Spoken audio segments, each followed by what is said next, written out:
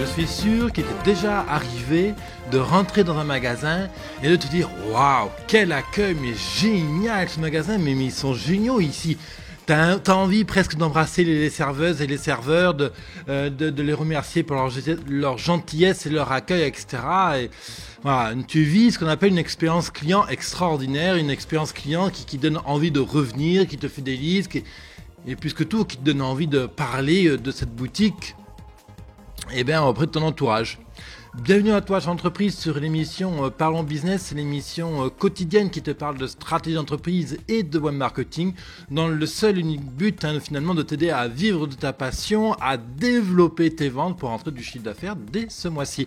Alors aujourd'hui justement, tu vois, on va parler d'expérience client et plus exactement, je vais te relater une histoire qui m'est arrivée il y a pas très longtemps et pour illustrer en quoi l'expérience client est très importante.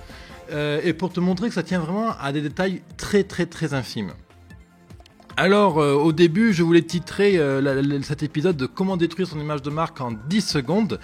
Et exactement, donc qu'est-ce qui s'est passé? Alors, rien de très grave, je te rassure, mais il se trouve que je suis j'apprécie énormément les bons thés et particulièrement les Earl Grey. Les Earl Grey, tu sais, c'est un thé, c'est du thé noir et qu'on ajoute une essence de bergamote, un agrume. Donc c'est un parfum très agréable.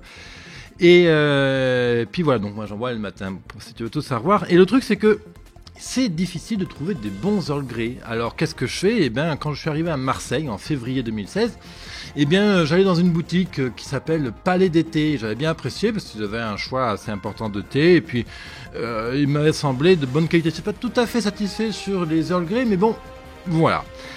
Et alors donc j'y vais une fois, 2 fois, 3 fois, 4 fois. J'achète aussi une fois un accessoire, une boule à thé, tu sais, donc tu mets le thé dedans et puis tu le plonges dans la flotte. Et puis je comprenais pas quand même l'Earl Grey, il me donnait pas le parfum auquel j'étais habitué. C'est en Inde et en Thaïlande, j'ai des très bons Earl Grey. Et j'arrivais pas à retrouver la même sensation, le même goût. Puis j'en parle donc à un des serveurs, qu'on appelle ça, un des employés qui me sert dans le palais d'été. Et il me dit, mais oui, mais non, faut pas utiliser une boule à thé, parce que quand vous utilisez une boule à thé, en fait, vous emprisonnez les feuilles ne peuvent pas s'ouvrir, donc elles ne peuvent pas libérer leur arôme, et l'arôme de bergamote se retrouve coincé dedans. Il vous faut plutôt acheter tel accessoire.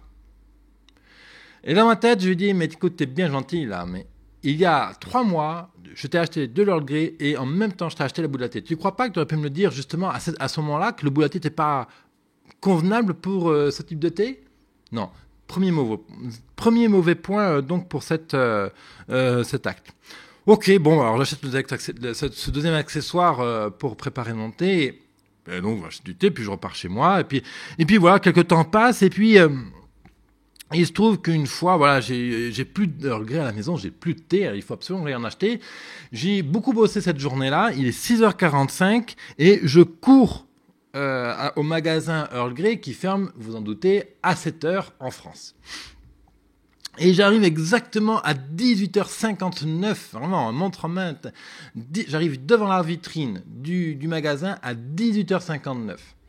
Et bien entendu, la porte elle est fermée. Au fond du magasin, on voit les employés qui sont en train de ranger ou faire leur cuisine.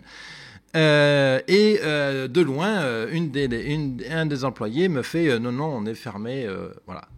Là, typiquement, non seulement ils avaient déjà un mauvais point au niveau de l'accessoire, et là, en plus de ça, je suis un client régulier, donc ils m'en connaissent. Bon, il est 18h59. J'estime que si là il y avait un acte commercial de care, de prendre soin de son client à faire, mais c'est de rouvrir la vitrine et de prendre en compte la demande du client. Mais certainement pas de rester au fond du magasin, de dire qu'on est fermé, etc. Alors, je les comprends en même temps, ces employés, ils veulent partir à 7h du soir, bon, ils sont payés au SMIC, machin, et ils en prennent pas plus soin, bon, je peux comprendre. Mais là, l'image mentale qui m'en laisse à ce moment-là, alors, je suis certainement pas le client le plus représentatif de tous, mais je pense qu'on a tous vécu ce genre d'expérience, et à mon sens, quand on veut prendre soin du client, quand on veut lui offrir une expérience agréable, etc., je dis pas lui offrir une expérience exceptionnelle, je dis lui offrir une expérience agréable, et bien ce genre d'événements ne doivent pas exister. Non seulement quand ils ont fait l'erreur au niveau du conseil, de l'accessoire, ils auraient dû me proposer quelque chose, C'est pas forcément une remise en euros, c'est pas forcément faire un cadeau, mais c'est en parler, c'est aller chercher cette frustration chez le client et l'expliciter, ce qui n'a pas été fait. Deuxième truc, j'arrive à 10h59, le magasin est fermé, mais moi j'ai envie de dire, mais ils ont bossé, après ne venez pas vous plaindre que le magasin ne tourne pas. J'ai pas envie après d'entendre un commerçant me dire, ah mais oui, mais c'est mou, c'est la crise, machin, cela, maintenant, hein. Ah ouais mon gars, mais si tu fais exactement à 19h et ton client, il a pas envie de venir. À l'opposé, je fais repasser mes chemises dans un pressing. La nénette, elle t'accueille toujours avec un sourire génial. Elle se souvient de ton prénom. Et puis elle se souvient des avis que t'as laissés. Voilà, quoi. Et là, et elle fait du bon boulot. Et je ne fais qu'une chose quand quelqu'un me demande comment gérer ses chemises compagnie, ben je recommande cette boutique-là. Voilà, c'est ça, là, l'expérience client. Donc, pensez-y. Le prochain client que tu vas accueillir, pense care. Care, en anglais, il y a un C-A-R-E, le verbe to care, le verbe prendre soin de son client. Vraiment, qu'est-ce que je peux faire maintenant pour rendre service à mon client? Qu'est-ce que je peux faire là, tout de suite, maintenant? Quelque chose de simple. Il ne s'agit pas d'investir, il ne s'agit pas de refaire la devanture de mon magasin, il ne s'agit pas de réinventer votre discours commercial. Il s'agit tout simplement de dire bonjour le client. Ah, je suis content de te voir aujourd'hui. Si vous saviez, hier je pensais justement à vous pour telle et telle raison. Si c'est vrai, bien sûr. Faites-lui simplement un sourire. Accueillez-le. Il fait chaud. Proposez un verre d'eau. Vous voyez, c'est des mini-actes comme ça qui font que c'est agréable de revenir dans un commerce. Demandez-vous pourquoi des fois vous ne retournez pas dans un magasin précis. Parce que l'expérience n'a pas été réussie, il y a eu un problème sur l'accueil client, il y a eu quelque chose comme ça. Donc, ne faites pas vivre ce genre d'enfer à vos clients. Ne faites pas vivre à tes clients ce genre d'expérience client qui sont... ça donne pas envie d'en parler, quoi. Voilà. Si tu es plombier, typiquement, on va te dire passe un coup de balai après ton intervention. Voilà, c'est des micro-détails. Prenez soin de votre client. Alors, c'est vrai qu'on a tendance à dire que le client est roi. C'est vrai qu'il est roi et plus la presta est chère, plus vous devez prendre soin de votre client, plus vous devez être précis, etc. Après, moi, je mets un bémol. Oui, le client est roi, mais surtout, demandez-vous qu'est-ce qui me fait plaisir maintenant de faire et d'offrir à mon client. C'est une relation dans les deux sens, on reste sur une relation humaine. Si vous ne prenez pas plaisir à faire ce que vous faites, vous aurez beau mettre en place tous les efforts nécessaires, il n'y a rien à faire, votre client, il le ressentira, il ne reviendra pas, quoi. Il y a quelque chose de cet ordre-là auquel il faut vraiment porter attention. Demandez-vous aussi pour répondre et offrir l'expérience client pour offrir une expérience client plus riche, peut-être plus simple, riche peut être simple aussi, plus en adéquation avec ce que votre client veut. Posez-vous simplement la question: de quoi a besoin mon client maintenant, là, tout de suite? De quoi il a besoin? D'un sourire, qu'on lui pose une question, qu'on s'intéresse à son problème, qu'on reformule sa problématique, qu'on lui offre un verre d'eau, une chaise. Voilà.